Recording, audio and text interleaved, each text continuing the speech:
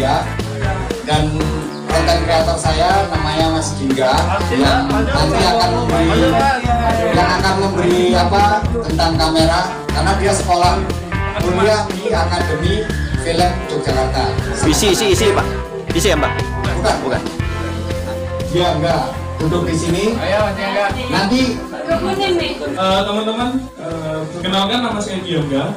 Saya adalah mahasiswa dari Akademi Film, namanya Jogja Film Academy. Saya sekarang sudah menempuh di semester 6 dan akan meluluskan diri. Ya begitu. Jadi kita langsung aja, mungkin teman-teman ada yang mau tanya tentang teknik kamera, bahkan editing juga boleh ke saya.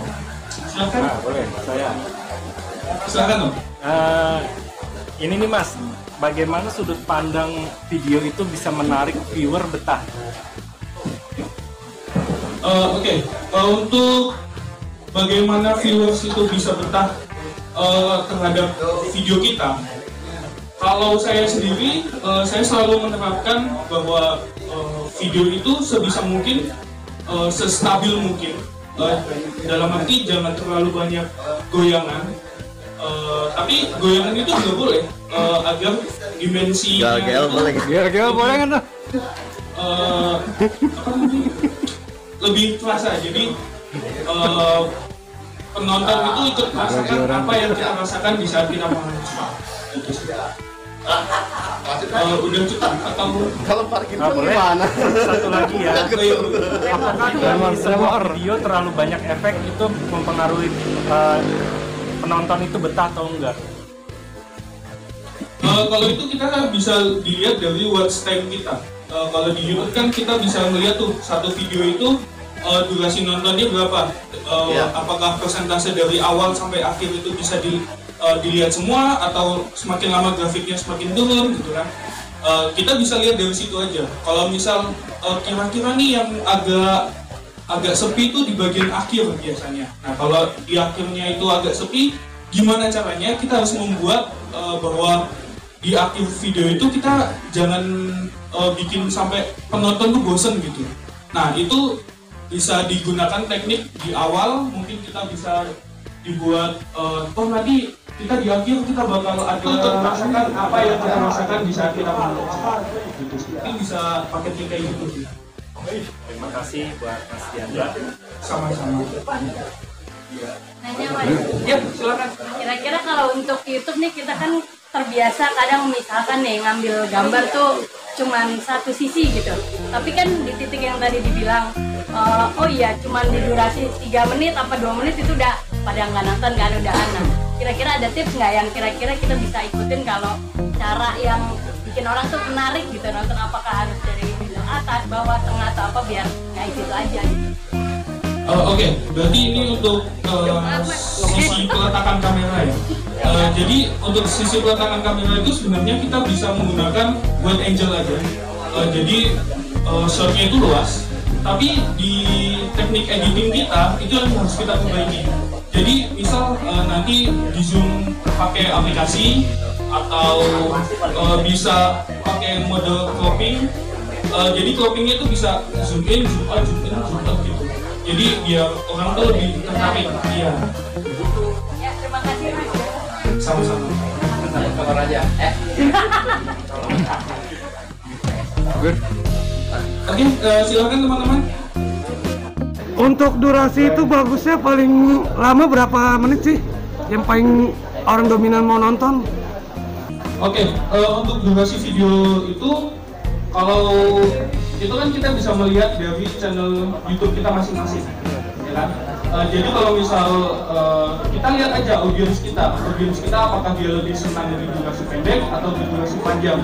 Tapi kalau rata-rata untuk YouTube itu sekitar 8 sampai 15 menit itu udah cukup menurut saya. Untuk lebih dari segitu biasanya nonton? Sebenarnya kita kalau mau lebih dari 15 menit itu boleh, nggak apa-apa. Asalkan kita bisa menyampaikan video itu semenarik mungkin, jadi teman-teman itu yang melihat video kita bisa lebih tertarik lagi sama kita gitu. Jadi mereka nggak bosan, nggak main skip gitu. Oke, terima kasih. Silakan. Tipe kamera nih. Yo. Saya ingin tahu trik dan tipsnya bagaimana menciptakan triangle yang bagus. Ganti kamera aja cuy, biar bagus. Oke, mungkin ini Tipe yang pertama itu ya. Kamu nggak boleh gitu.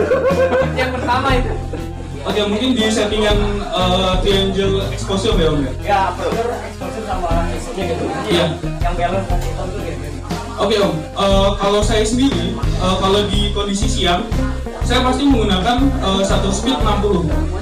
60 itu dapat dari mana? Itu didapat dari frame rate kita, FPS kita berapa. Kalau misal kita syuting di dalam video yang FPS-nya adalah 25 frame per second, berarti kita menggunakan speed-nya di 50. Jadi 2 kali frame rate kita. Jadi misal kita pakai FPS 30, kita berarti pakainya 60 kayak gitu. Dan kalau misal kita kan listrik di Indonesia ini kita menggunakan cahaya lampu yang 50 Hz ya. Nah, biar gambarnya kalau kita lagi malam itu enggak, kan kadang kalau teman-teman syuting di malam itu kan lampunya agak kedip-kedip gitu, ada yang pernah ngalamin nggak? Flicker. Nah, flicker itu. Nah, itu karena listrik di Indonesia itu 50 Hz. Jadi speed teman-teman gunakan di 50 Hz. Jadi gambarnya itu biar nggak ada kedip-kedipnya kayak gitu. Itu sih. Itu emang udah ada perhitungannya kayak gitu loh. Soalnya kalau misal speednya di bawah dari itu, gambarnya tuh akan patah-patah. Dan kalau misal lebih dari itu, gambarnya itu terlalu kayak robot gitu. Nah, jadi kita menggunakan 2 kali FPS itu supaya gambarnya itu terlihat seperti mata kita bisa melihat. Kita YouTuber romantis ya. Di YouTube itu kan ada settingan kategori apa sih yang harus diikuti Pak? Oke, berarti ini untuk masalah posting ya. Mohon maaf Om, kalau itu bukan bagian saya untuk bagian di posting di YouTube. Itu kita ada tim satu lagi yang khusus buat langsung sih. Pengen saya tanyain. Pakai WA aja, WA. Jadi kamera Om. Mas, sorry, mau nanya dong. Ya Om, silakan. Ini agak-agak krusial juga pertanyaannya. Jadi, kebanyakan kan teman-teman YouTuber kalau nggak yang video gue itu? ngambil gambar video itu kan ada yang lewat handphone sama kamera mirrorless ataupun DSLR. Sementara perbedaan handphone, kamera mirrorless sama DSLR itu kan beda walaupun settingan FPS-nya itu sama. Itu yang sering saya temuin kan kayak gitu. Itu nyiasatinnya kayak gimana enaknya? Karena kalau udah di-combine kita main angle dari handphone sama DSLR itu kan pasti dari color gradingnya juga kita jauh banget gitu. Saran dari Master sendiri enaknya kayak gimana kalau misalnya ngambil dari dua kamera yang beda. Dua kamera yang beda gitu. Apalagi kan kita pakai handphone terus terang aja yang middle end ya kelasnya. Kalau menurut saya ya, kalau saya pribadi udah pasti bedanya jauh banget, jomplang. Karena saya pernah buat dari kamera HP saya adu sama mirrorless, capek memang kedodoran ngeditnya, kedodoran banget gitu. Jadi sebaiknya kayak gimana kan kayak tadi dijelasin FPS 25 itunya 2 kali lipatnya. Nah kalau untuk perlakuan di handphonenya sendiri gimana untuk bisa minimal sejajar lah walaupun nggak mungkin sama persis ya sama mirrorless atau DSLR itu sendiri kayak gitu. Saya juga sering melakukan hal yang sama. Jadi saya kadang syuting utama itu menggunakan mirrorless. Terus yang kedua bahkan saya suka pakai handphone atau pakai GoPro atau pakai apa, itu kan kadang emang suka beda-beda. Oke, jadi yang pertama harus dilakukan adalah pastikan bahwa FPS-nya itu harus aman dulu. Pertama itu. Yang kedua adalah resolusi. Resolusinya harus dibuat sama dulu. Misal sama-sama 1080 atau 1920 kali 1080 atau 720 kali 1260. Itu pertama harus disamain dulu. Habis itu poin yang ketiga adalah exposure-nya. Exposure-nya itu harus kita samain dulu antara yang ada di kamera sama yang ada di HP. Semoga sih kalau misal settingan tiga-tiganya itu udah sama semua, kita dieditin semuanya gampang. Minimal nggak terlalu berat lah ya, minimal nggak terlalu jauh. Dari kamera 1 ke 5 menit. Ada lagi? Kita suka Microsoft. Ya, betul. Karena dia bagus sekali. Apakah kita harus Oke Om, untuk shot yang harus kita ambil ya, kalau ya kita kan kadang kalau mancing itu cuma taruh kamera, habis itu taruh maksudnya lempar umpan dan laut, itu kan biasanya udah kayak gitu. Nah, coba Om dibuat lagi, itu kan namanya airroll, itu buat di kamera 1. Nah, jadi anggap aja Om itu punya satu kamera, tapi itu bisa terlihat kayak banyak kamera. Nah, caranya gimana? Jadi ketika Om pertama kali datang ke M4, coba Om ambil kayak percikan air, ambil establishnya dulu yang ada di daerah Empang itu. Baru kalau menurut Om udah mulai banyak, itu baru Om fokus ke mancingnya Om. Nah, nanti ketika saat editing, video utamanya itu yang mancing itu ditaruh aja, itu kan full videonya pasti panjang. Nah, itu nanti baru disisipin, ya disisipin klip-klip yang tadi.